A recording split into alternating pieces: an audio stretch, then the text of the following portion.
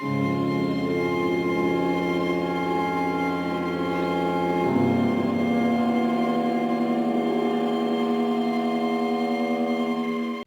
में काले बादल छाए थे। बिजली बार बार चमक रही थी। तेज बारिश की बूंदें ट्रेन की खिड़कियों पर लगातार पड़ रही थी। ट्रेन घने जंगल के बीच से गुजर रही थी। खिड़की के पास बैठा राघव बाहर अंधेरे को देख रहा था। अजीब जगह है। बचपन में भी इस रास्ते से गुजरा था, लेकिन इतना डर कभी नहीं लगा। तभी सामने बैठे सफेद दाढ़ी वाले बूढ़े ने मुस्कुराते हुए पूछा, बेटा कहाँ जा रहे हो? कालीपुर गांव। कालीपुर? इतनी रात में? हाँ बाबा, कई साल बाद लौट रहा हूँ। वहाँ मेरे दादा का पुराना घर है। क्या तुम्हें उस हवेली के बारे में कुछ पता है? कौन सी हवेली? जंगल के बीच वाली, जहाँ रात होने के बाद कोई नहीं जाता। बाबा, आज के जमाने में भूत प्रेत कहाँ होते हैं? बेटा, मैंने भी यही गलती की थी। 20 साल पहले मैं भी इसी ट्रेन से उतरा था। बारिश की ऐसी ही रात थी। रास्ते में एक चाय की दुकान मिली। वहां एक औरत बैठी थी। उसने कहा, हवेली मत जाना, लेकिन मैंने उसकी बात नहीं मानी। बाबा, आप भी ना मुझे डराने की कोशिश कर रहे हैं। मैं मजाक नहीं कर रहा। अगर ट्रेन जंगल में रुक जाए तो चाहे कुछ भी हो, नीचे मत उतरना। उसी समय धड़ाम, ट्रेन जोरदार झटके से रुक गई। पूरा डिब्बा हिल गया। अरे भगवान, क्या हुआ? लगता है पेड़ पटरी पर गिर गया। बाहर बिजली चमकी। खिड़की से दूर जंगल के किनारे एक सफेद साड़ी पहने औरत दिखाई दी। वो धीरे धीरे ट्रेन की ओर देख रही थी। राघव ने घबराकर बूढ़े की तरफ देखा, लेकिन सीट खाली थी। बाबा, बाबा, पास बैठे युवक ने हैरानी से पूछा, किसे बुला रहे हो? अरे, जो बाबा अभी यहीं बैठे थे। भाई, तुम कब से अकेले बैठे हो? यहाँ कोई बाबा नहीं था। राघव के चेहरे का रंग उड़ गया। तभी ट्रेन के बाहर से एक औरत की धीमी डरावनी आवाज आई, राघव, नीचे आओ, मैं तुम्हारा इंतजार कर रही हूं। राघव का गला सूख गया। बारिश और तेज हो गई और ट्रेन के सभी यात्री एक एक करके खिड़की की ओर देखने लगे, लेकिन बाहर अब कोई नहीं था। ट्रेन जंगल के बीच रुकी हुई थी। बाहर मूसलाधार बारिश हो रही थी। खिड़कियों पर बारिश की बूंदें लगातार टकरा रही थीं। लाउडस्पीकर पर गार्ड की आवाज गूंजी, सभी यात्रियों से अनुरोध है कि कोई भी ट्रेन से नीचे ना उतरे। पटरी पर पेड़ गिरने के कारण ट्रेन कुछ समय तक यहीं रुकेगी। पूरे डिब्बे में बेचैनी फैल गई। राघव ने खिड़की से बाहर देखा। यार, उधर देख, जंगल में एक चाय की दुकान है। चल, चाय पी आते हैं। मुझे भी ठंड लग रही है, लेकिन पता नहीं क्यों इस जंगल को देखकर दिल घबरा रहा है। पास बैठी एक बूढ़ी औरत उनकी बात सुनकर बोली, बेटा, मेरी बात मानो। रात में उस तरफ मत जाना। उस जंगल में जो जाता है वो हमेशा पहले जैसा लौटकर नहीं आता। अम्मा, हम बस 5 मिनट में लौट आएंगे, चिंता मत कीजिए। दोनों ट्रेन से उतरकर दुकान तक पहुंचे। चूल्हे के पास बैठा बूढ़ा चाय वाला उन्हें देखते ही बोला, आ गए बेटा, मुझे पता था तुम दोनों आज जरूर आओगे। राघव हैरान रह गया। आप हमें जानते हैं क्या? नाम भी जानता हूं, और ये भी जानता हूं कि आज की रात तुम्हारी जिंदगी बदलने वाली है। चाय वाले ने 2 कुल्हड़ चाय सामने रखे। राघव, इस जंगल की हवेली में रहने वाली चुड़ैल ने तुम्हें बुलाया है।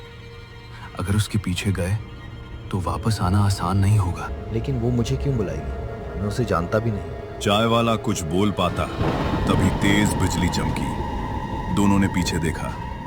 बारिश के बीच सफेद साड़ी में एक औरत खड़ी थी। उसने राघव की तरफ देखकर मुस्कुराते हुए कहा, राघव, हवेली में आओ, मैं तुम्हारा इंतजार कर रही हूं।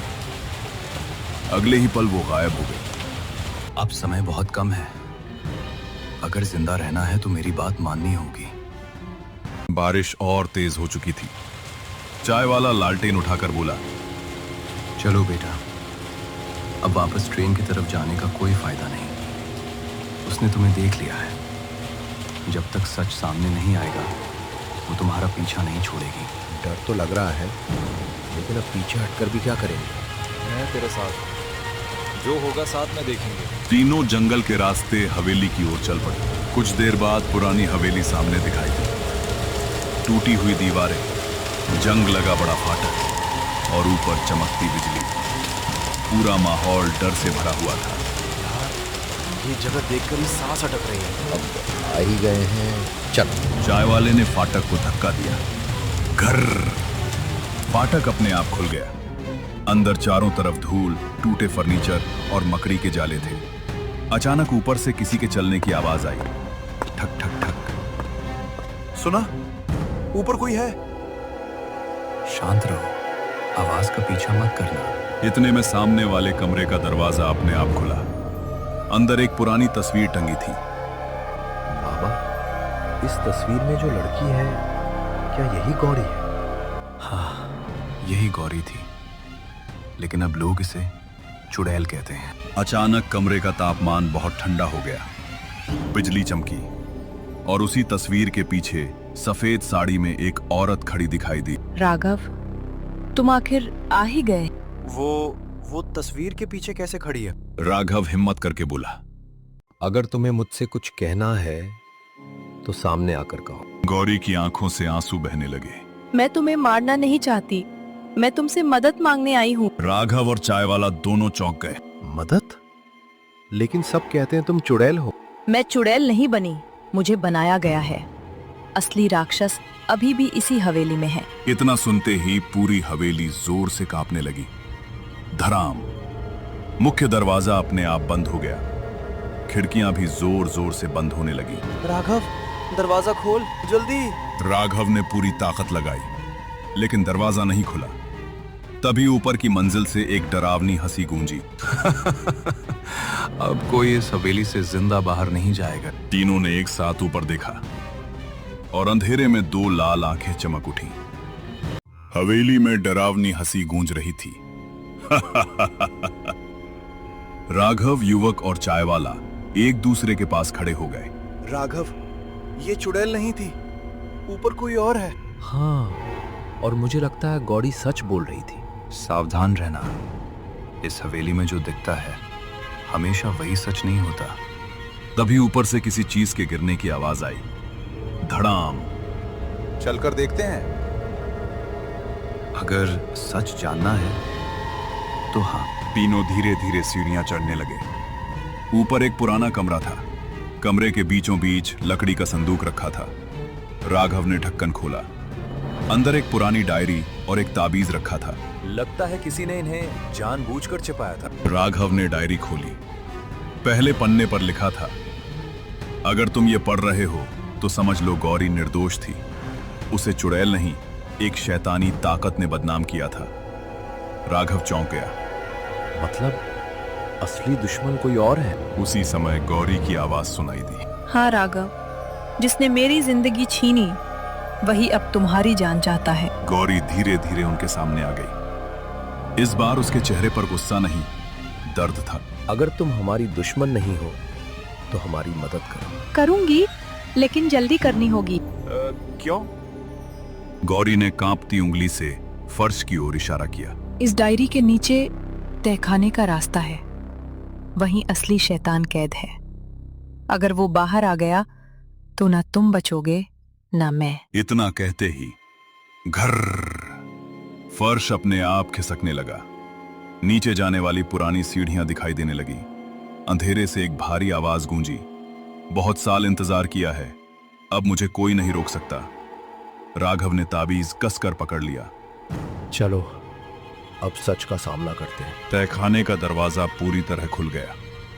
ठंडी हवा का तेज झोंका आया और पूरा कमरा कांपने लगा। अंधेरे में दो लाल आंखें चमकी।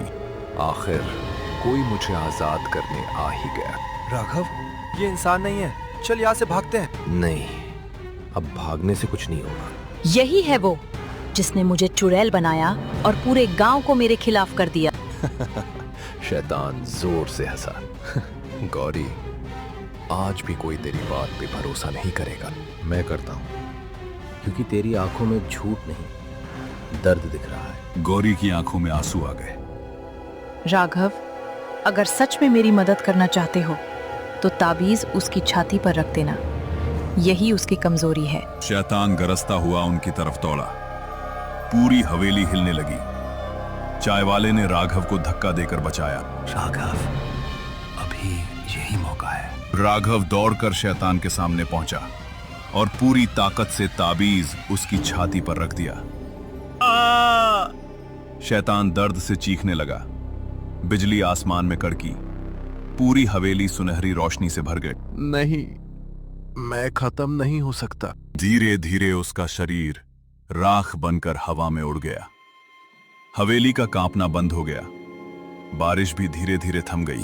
धन्यवाद राघव, आज मुझे 20 साल बाद मुक्ति मिली। मुझे माफ कर देना, मेरे परिवार की वजह से तुम्हें इतना दर्द सहना पड़ा। नहीं राघव, किसी की गलती का बोझ हमेशा आने वाली पीढ़ियों पर नहीं होता। अब बिना डर के जीना। इतना कहकर गौरी की आत्मा रोशनी में बदलकर आसमान में विलीन हो गई। राघव ने मुड़कर चाय वाले को देखा। बाबा, अगर आप नहीं होते तो हम कभी नहीं बच पाते। मेरा काम भटके हुए मुसाफिरों को सही रास्ता दिखाना था। अब मेरा काम भी पूरा हो गया। इतना कहते ही उनका शरीर भी धुएं में बदलने लगा। बाबा, आप? बेटा, मैं भी कई साल पहले इसी जंगल में मारा गया था। तब से हर बरसात की रात किसी न किसी मुसाफिर की जान बचाता। कुछ ही पल में चाय वाला भी गायब हो गया। राघव और युवक हवेली से बाहर निकल आए। सुबह हो चुकी थी। उन्होंने पीछे मुड़कर देखा। हवेली वहां नहीं थी। सिर्फ एक खाली मैदान और टूटी हुई नींव बची थी।